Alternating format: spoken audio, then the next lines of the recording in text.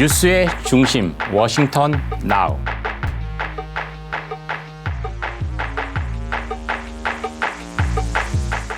안녕하세요. 정인설의 워싱턴 나우입니다.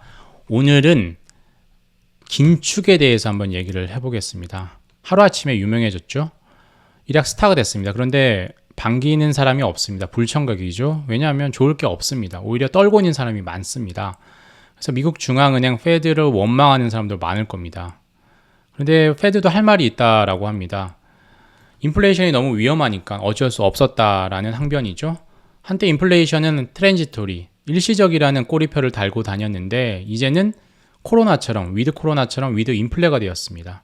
그 전달하는 방식이 문제였죠. FOMC 의사록이라는 희한한 통로로 양적 긴축을 얘기를 했습니다. 뒤통수 맞았죠. 그래서 시장이 출렁거렸는데, 그래서 긴축을 어떻게 언제 할 거냐 궁금합니다. 그에 대한 힌트를 이번 주 11일, 미국 시간으로 11일, 한국 시간으로 12일 수요일에 본인의 연임을 위한 인준청문회에 나와서 파월 의장이 얘기를 해줄 겁니다. 그리고 다음날 우리가 다 모두 궁금해하는 12월 CPI가 나오고요. 7%대 나온다라고 하니까 시장이 반응을 할 겁니다. 페드는 원래 행동은 각국의 중앙은행들이 다 그렇죠.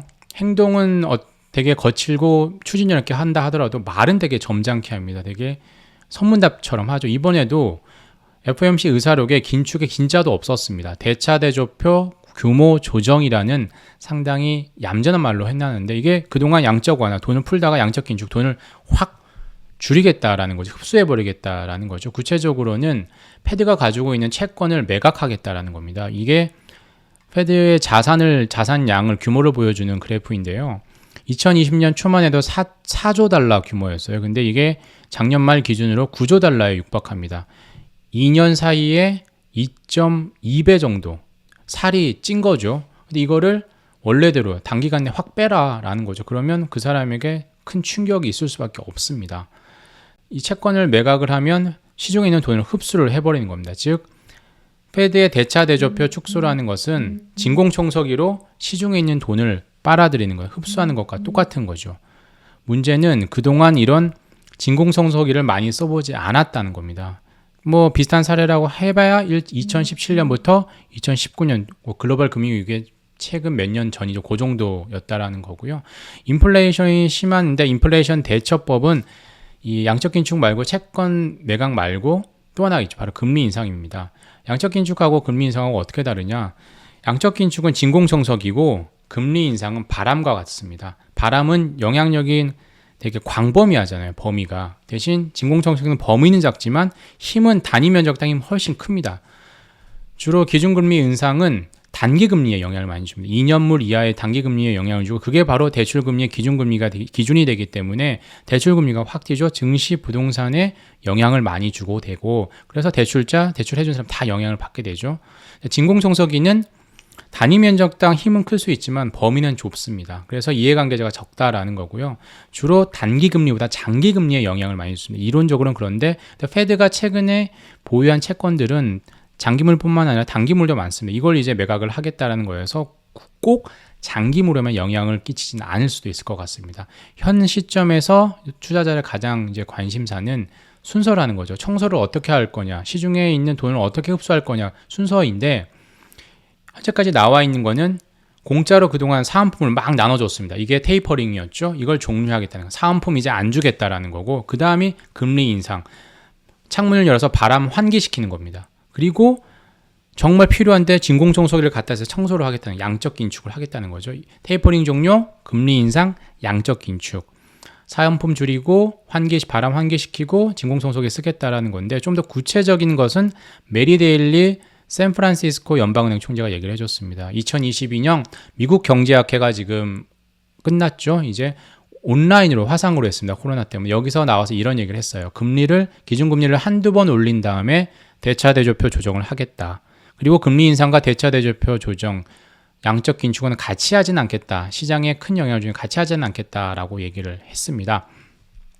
이런 걸 종합을 해보면 시장에서 이제 3월에 테이퍼링과 함께 처음 금리 인상을 하고 5월이나 6월에 금리 두 번째 인상을 하고 하반기에 긴축을 할 가능성을 높게 보고 있습니다. 시카고 상품거래소 CME에서 발행한 페드워치, 이게 시카고 선물거래소 거래자들이 금리 인상을 확률을 이제 모아놓은 건데 6월달 FOMC가 있겠죠. 이때 금리를 인상할 두 번째 인상할 확률을 50에 75, 0.5에서 0.75죠. 46.7%가 그렇게 받고 이때가 세 번째 올릴 거다. 0.75에서 1%, 21%입니다. 즉 70% 정도가 금리를 두 번 이상 올릴 것으로 본다라는 거죠. 그런데 뭐 이걸로 그치는 게 아닙니다. 일각에서는 이제 금리를 무슨 두세 번이냐, 8번 이상 올려야 된다, 이렇게 보는 사람도 있습니다. 이렇게 되면 어떻게 돼요? 금리 인상과 긴축이 순차적인 게 아니라 동시다발적으로 일어날 가능성도 있는 거죠. 그는 과거 사례를 보면 그렇게 알 수 있습니다. 과거에는 2008년 금융위기 이후에는 제로금리로 인하를 해서 양적 긴축까지 가는데 9년 걸렸고, 근데 코로나 위기 때 볼까요? 20년부터 22년, 딱 2년 걸렸습니다. 4배, 5배로 빨라진 거죠.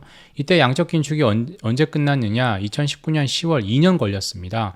이번에는 그보다 4배, 5배 빠르다라고 하면 올해 끝날 수 있는 거죠. 아까 말씀드렸던 것 4.5조 달러에 달하는 자산을 확 흡수해버리는 기간을 6개월 만에 할 수도 있는 거죠. 언제 그렇다? 바로 인플레이션이 심한 경우 그렇게 하겠다는 건데, 이런 시장의 우려를 파월 의장이 좀 물식시켜줘야 될 겁니다. 11일 청문회에 나와서 인플레이션 지표를 아마 그 다음날 나오는데 그걸 미리 보고 와서 그에 대한 참고가 될 수 있는, 시장에 약간 달랠 수 있는 얘기를 할 수도 있고요. 그럼에도 불구하고 CPI가 너무 올랐다라고 하면 그 다음날 레이얼 브레이너드 페드 부의장 후보자의 청문회가 있죠. 11일에 파월, 12일에 CPI, 13일에 브레이너드 청문회가 있는데, 브레이너드 부의장이 그런 얘기를 할 수가 있는 거죠. 인플레이션에 대해서, 긴축에 대해서 좀 더 얘기를 할 수 있는. 이 사람이 실세고 민주당원이기 때문에 민주당 실세들과 다 연결되는 소통 창구잖아요. 이 사람이 또 얘기를 할 거고, 이번 주에 에번스 시카고 연은 총재, 그리고 사실상 페드의 3인자라고 하는 윌리엄스 뉴욕 연은 총재도 줄줄이 연단에 서서 인플레이션 긴축에 대해서 얘기를 할 겁니다. 그만큼 시장에 관심이 많다라는 거고요. 다들 이제 그러면 과거에는 어땠냐 좀 궁금할 수 있잖아요. 과거에 인플레이션 시기가 크게 보면 세 번 있었어요. 1차 대전 이후, 2차 대전 이후, 1, 2차 오일 쇼크 때 세 번 정도. 이때는 어땠습니까? 종합적으로 결론부터 얘기를 하자면 대부분 긴축 정책을 썼습니다. 그때마다 시차를 두고 불황이 찾아왔습니다. 이번에는 또 어떻게 될까요? 한번 구체적으로 볼까요? 1차 대전에는 인플레이션이 있었습니다. 가격 통제를 하다가 물가가 폭락을 했습니다. 그래서 이게 대공황으로 이어졌습니다. 29년부터 39년이죠. 그러면서 또 이제 2차 대전 직후 45년 이후에 물가가 확 뜁니다. 이때도 다시 물가가 폭락하면서 불황으로 이어진 거죠. 그리고 쭉 오다가 60년대 들어서면서 또다시 물가가 뜁니다. 이걸 모아놓은 게 이제 거대 인플레이션 때인데요. 68년부터 84년까지입니다. 물가가 오르다가 경기 침체, 훅 떨어지다 또 훅 오르다가 경기 침체, 오르다가 경기 침체.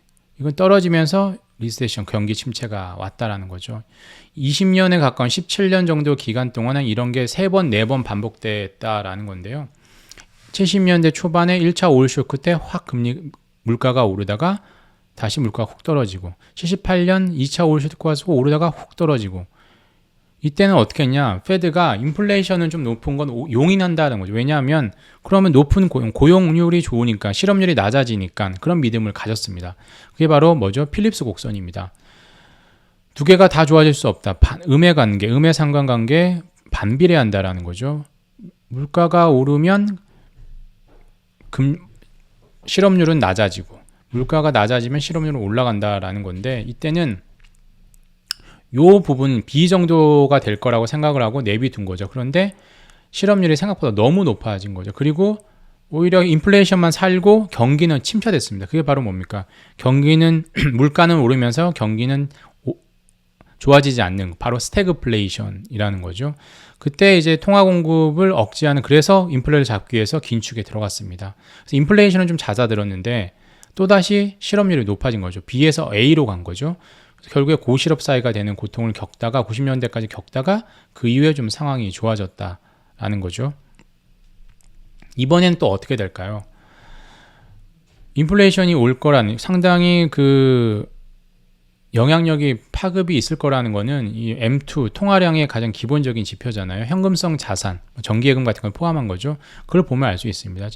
2020년 때만 해도 M2가 15조 달러 정도 됐는데 21년 2년 만에 22조 달러 정도 된 거죠. 2년 사이에 41%나 늘어난 겁니다. 이거는 글로벌 금융위기 때는 그보다 훨씬 낮았으면 20% 정도 늘었습니다. 2배 수준이라는 거고요. 그래도 이렇게 통화량이 많아졌으니까 페드가 쓸 수 있는 도구도 많아진 거죠. 인플레이션 잡을 수 있는 게 통화량 줄일 수도 있는 거고, 뭐 공개시장 조작 정책도 할 수 있는 거고, 금리도 올릴 수 있는 거고, 채권을 더 매각할 수도 있는 거고, 그리고 지급 준비율을 올릴 수도 있고, 뭐 많아졌습니다. 그럼에도 불구하고 명확한 진리는 인플레이션과 경기는 동시에 다 잡을 수 없다라는 거죠. 인플레이션 잡으면 경기가 침체되고, 인플레이션을 나비두면 뭐 경기는 좋아지겠지만 인플레이션이 또 확 올라가고, 그럼에도 먼저 해야 될 게 뭘까요? 발등에 떨어진 불을 먼저 해야 되니까 인플레 파이터가 되겠다라는 게 현재 페드의 태도인 거죠. 점도표상으로 보면 올해 페드가 2-3번 금리를 올리겠다라고 하는 건데 그걸로 부족하다라는 거죠. 미국 경제학회 때 보면 많은 이제 석학들 전문가들은 올해만 2에서 2.5%입니다. 페드는 2024년에 2%에 가겠다는 건데 그걸 2년 빨리 오라는 거죠. 3년 후가 아니에요. 바로 올해 2에서 2.5%. 이렇게 하려면 어떻게 돼요? FOMC 열릴 때마다 매번 올려야 됩니다. 0.25%씩. 그게 8번 해야 2% 가는 거잖아요. 그런 얘기를 했던 사람이 뭐 그냥 뭐 사람들이 아니 존 테일러, 이 테일러 준칙을 만든 사람이잖아요. 존 테일러 교수, 연 스테인선 교수도 대표적인 겁니다.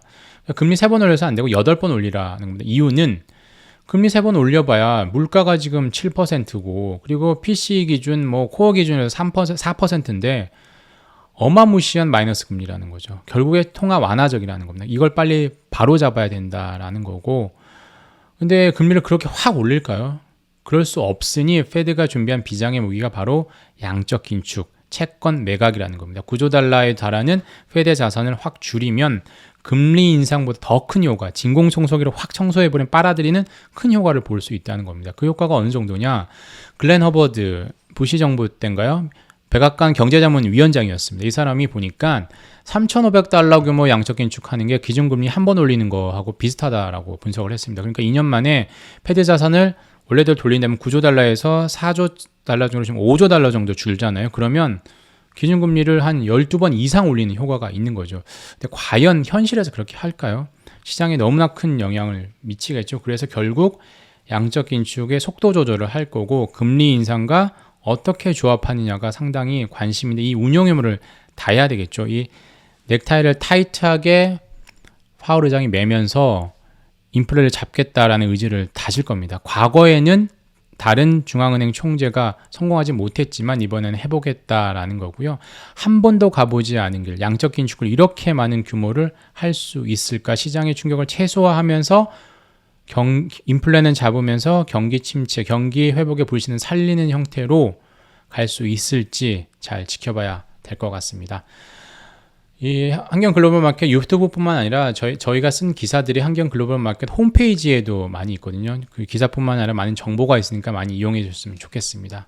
저는 여기서 물러가겠습니다. 감사합니다.